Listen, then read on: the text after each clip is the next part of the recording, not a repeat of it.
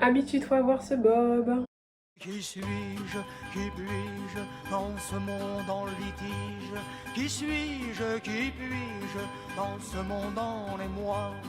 On m'a mis... Bienvenue sur la chaîne YouTube de Toute Beauté. Il est temps que je vous parle de mon histoire de poil, de mon histoire poilue. Comment est-ce que ça a commencé? On va pas pleurer parce que franchement il y a pire sur terre. Je ne suis pas malade. C'est juste la vie et je pense que vous allez vous reconnaître. Ah là là, les poils, c'est dégoûtant, hein. C'est dégueulasse, ça pue. Ah là là, c'est dégueulasse quand t'es une femme. Et pour moi, l'histoire a commencé à 9 ans, quand j'étais au CM2 à l'école. Et l'histoire de poils, elle a commencé d'une manière assez marrante. Absolument pas comment est-ce que c'est venu, quand est-ce que c'est apparu, mais du jour au lendemain, je me suis réveillée et j'ai vu que j'avais des poils. Devinez à quel endroit du corps. Comment on lève le doigt à l'école? Eh oui, je me suis réveillée un jour à 9 ans et j'ai remarqué que j'avais des poils sous les aisselles. Je sais pas comment ils sont sortis, mais du jour au lendemain j'ai remarqué que j'en avais. J'ai pas compris, ça m'a paniqué et surtout c'était des poils, c'était pas du duvet. Je me suis dit mon dieu, j'ai trouvé ça tellement horrible et là ça a été la catastrophe. Imaginez une petite fille de 9 ans qui se retrouve avec des poils, c'est au CM2, on n'est pas encore au collège. Avec ça, je connaissais pas du tout la puberté et j'ai tout simplement des poils, comme des poils entre guillemets d'homme, parce que pour moi avoir des poils c'est un truc d'homme, les aisselles. Et puis je transpire, donc je sens qu'il y a un truc avec les aisselles, avec les poils et la transpiration. Oh là là, c'est dégueulasse, ça me dégoûte.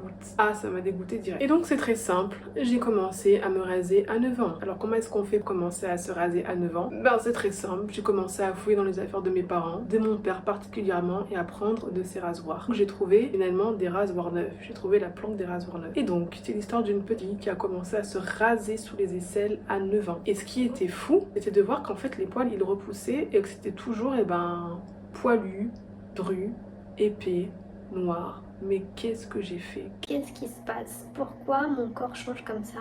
Je ne comprenais rien, je n'avais rien dit à mes parents, rien dit à ma mère, rien dit à mon père, rien dit à mes copines, rien dit à la maîtresse. Juste j'avais des poils et je voulais m'en débarrasser. Mais finalement je me dis mais sous les aisselles, qui va regarder sous les aisselles? À part quand tu lèves la main. Et je me souviens que des fois, je levais la main comme ça. Tellement je trouvais ça hideux. Mais ce n'était que le début de l'affaire poilue. Je ne comprenais pas trop étant donné que j'étais plutôt imberbe à 9 ans. Je n'avais pas de poils, quoique j'avais les sourcils un peu fournis, mais c'est tout. Le reste du corps était quand même beaucoup plutôt galbre, donc je ne comprenais pas. Puis est arrivé le collège. On rentre chez les grands, dans le monde de l'adolescent. J'ai commencé un peu à m'y connaître puisque je commençais à lire quelques livres sur l'adolescence. Et ok, on a des poils qui se développent. Mon dieu, mais les poils c'est horrible.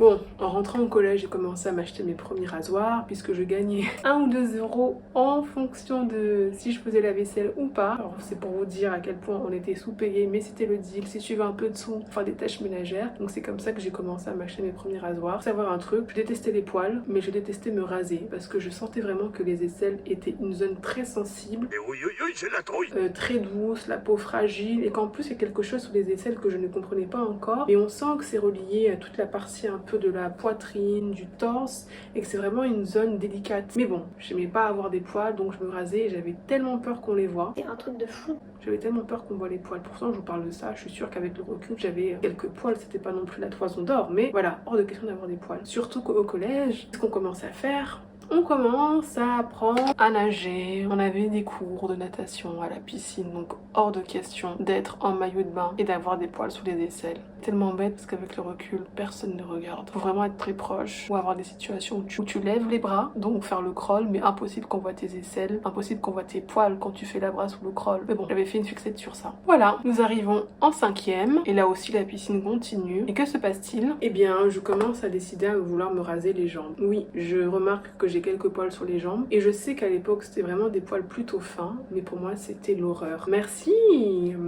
Vénus.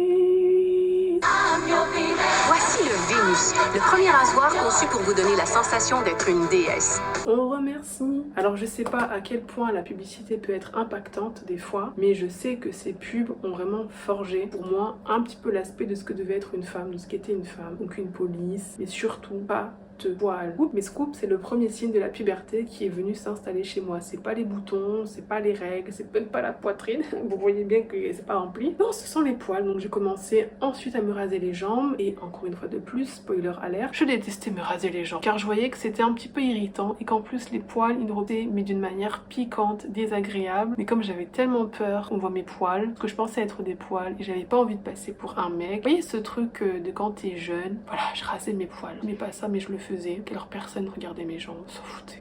Avec le recul, finalement, je comprenais ce qu'était un petit peu l'adolescence. Et finalement, je savais pas ce que c'était de devenir une femme. La puberté, je comprenais sans trop comprendre. L'apparence était très importante et les poils, c'était vraiment le truc le plus repoussant qui existait pour moi. Parce que j'avais même pas mon bouton, mais alors les poils, c'était la guerre. L'apparence physique, quand on est adolescent, quand on grandit, quand on change, quand le corps change, on n'est pas préparé. En tout cas, je n'ai pas été préparée et directement, je suis allée vers les grands moyens, le rasoir, sans comprendre finalement le mécanisme de l'intérêt des poils, de ce qui se passe. Vécu, en tout cas, j'aurais mieux compris et du coup, j'aurais peut-être pas forcément vu les poils comme le mini à battre. Mais bon, c'est fait, c'est fait. Bref, voilà comment je suis devenue une femme, ou plutôt voilà comment ma puberté a commencé avec les poils, avec un combat contre les poils qui finalement sont une barrière protectrice, qui sont pas si dégoûtants que ça. Bref, c'est un autre débat. Vous savez quoi, cette aventure poilue n'est que le début, puisqu'en 2006-2007, je sais pas pourquoi est-ce que je fais ça, ou plutôt je sais pourquoi est-ce que je le fais, devinez ce que je commence aussi à me raser. C'était très à la mode, je sais pas si ça se fait toujours, j'ai commencé à me raser les avant-bras, oui. Vous les voyez, hein, ils n'ont pas changé, donc il y a quasiment pas grand chose. Et j'ai commencé à le faire, vraiment parce que j'avais une copine à la peau blanche, plutôt phototype 2, donc on va dire un peu à la Marion Cotillard, qui avait des poils, donc ça faisait un contraste, et qui trouvait ça horrible et qui a commencé à se les raser. Donc je me suis dit, mais elle a raison, il faut se raser les poils. J'ai arrêté au bout de 3 fois parce que je trouvais ça ridicule, parce que je me dis, mais non, attends, ils sont quand même fins, on voit pas, c'est pas choquant. Puis ne pas avoir de poils sur les avant-bras, je trouvais ça bizarre. Mais c'est pour vous dire le truc, les amis. Oh là là, les poils, le combat contre le poil aussi jeune, c'est horrible. Il faudrait qu'on éduque les jeunes garçons et les jeunes filles sur trop de choses. Nous sommes toujours au collège, il y a vraiment eu un moment qui a été très marquant dans l'épisode de vie de femme poilue entre guillemets. C'est que je me souviens très bien, c'était le matin, j'étais en 3e et il y a 2 copines qui me font la bise. La première elle me dit, ah mais tu piques. La deuxième elle me dit, mais non. Elle a la peau toute douce et elle me caresse. Et là, je me dis, mon Dieu, j'espère que j'ai pas des poils au visage. Bon, j'ai rien vu de spécial. Puis, je suis rentrée en seconde et qu'est-ce que j'ai commencé à faire ? Eh bien, j'ai commencé à acheter de la crème décolorante pour décolorer les poils du visage, particulièrement des joues. En fait, je me suis rendu compte que j'avais du duvet, mais qui était un peu brun. Donc c'était pas des poils, c'était un peu brun. Et comme je commençais à développer une espèce de obsession ou de focus sur les poils, je me suis dit, il faut absolument les décolorer, parce que sinon, si on me voit de trop près, on va se dire, bah, elle est poilue, c'est un garçon, elle a de la barbe, elle a des favorites. Donc j'ai commencé à acheter, eh bien, de la crème décolorante. Merci, la carte de fidélité Intermarché de maman, puisqu'il y avait énormément de réduction à cette époque-là, je m'en souviens très bien. J'ai acheté également aussi non plus des rasoirs, mais vous savez, les fameuses crèmes décolorantes. Et je vais vous dire un secret. Je détestais me décolorer les poils parce que je trouvais que ça sentait vraiment mauvais. Une odeur chimique. Et puis à la fin, le résultat n'était pas naturel. J'avais les poils trop blonds. Vous pouvez avoir les poils un peu transparents, un peu fins quand vous avez la peau matée noire. Mais j'avais des poils blonds. C'était trop blond pour être vrai. Donc j'ai un peu arrêté. Puis je me dis, mon Dieu, j'espère que j'ai pas me décolorer le visage. Et quant à la crème dépilatoire, ben ça sent super mauvais. Les filles, vous l'avez toutes testé. C'est plus sympathique que le rasoir. Puis les filles, un petit peu des poils qui seront dissous,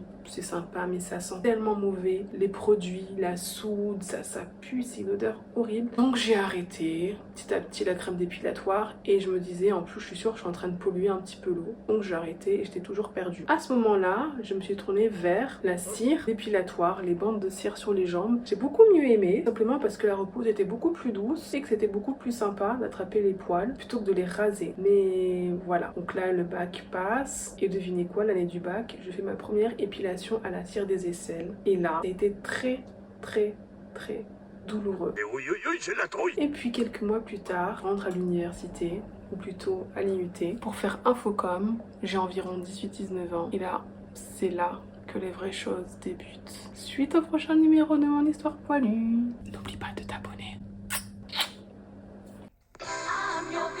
Voici le Vénus, le premier rasoir conçu pour vous donner la sensation d'être une déesse. Des coussinets entourent les 3 lames pour vous raser le plus près possible en un seul passage. Alors votre peau reste plus douce plus longtemps. Vénus de Gillette.